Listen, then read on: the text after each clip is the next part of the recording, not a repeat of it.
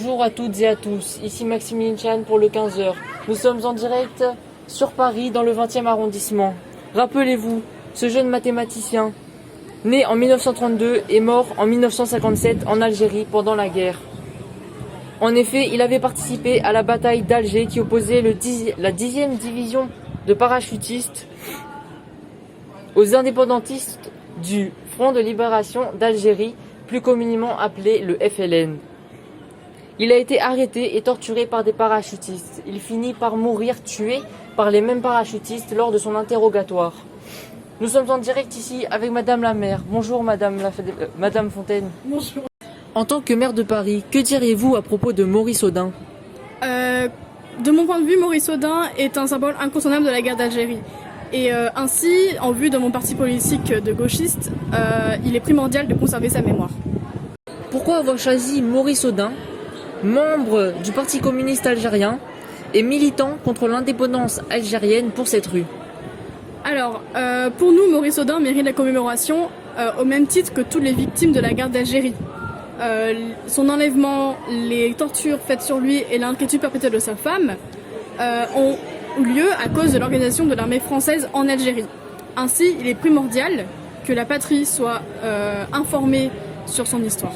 Madame Fontaine, est-ce qu'aujourd'hui la France reconnaît sa responsabilité en ce qui concerne la guerre d'Algérie? Donc, comme je l'ai dit tout à l'heure, l'État français est déjà dans un processus de reconnaissance totale de ce conflit. En effet, c'est 45 ans après le début de cette guerre, donc en 52,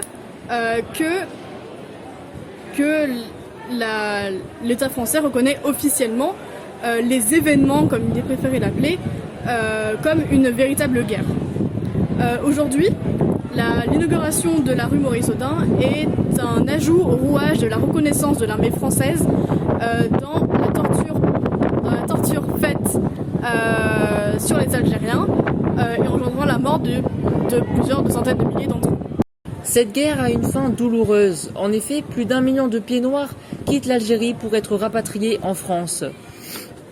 Inaugurer une route en mémoire de cette guerre n'est-il pas une fin douloureuse pour ceux qui ont dû quitter leur pays natal, qui est à savoir l'Algérie?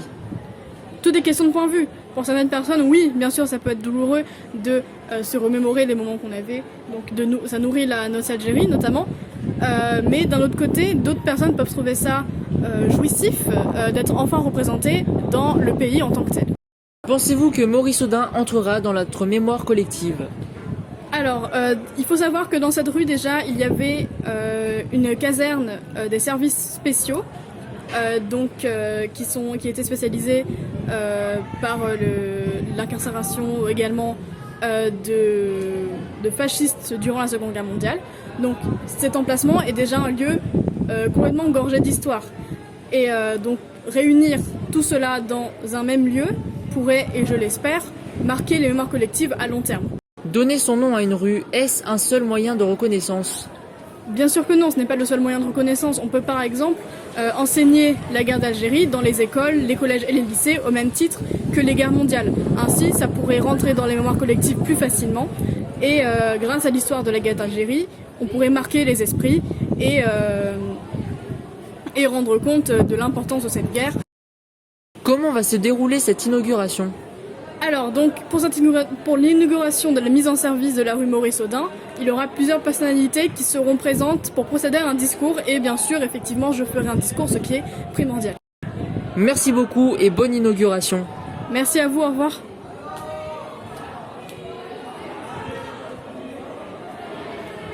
Eh bien, pour ceux qui aimeraient participer à cette inauguration, c'est dans le 20e arrondissement à 16h.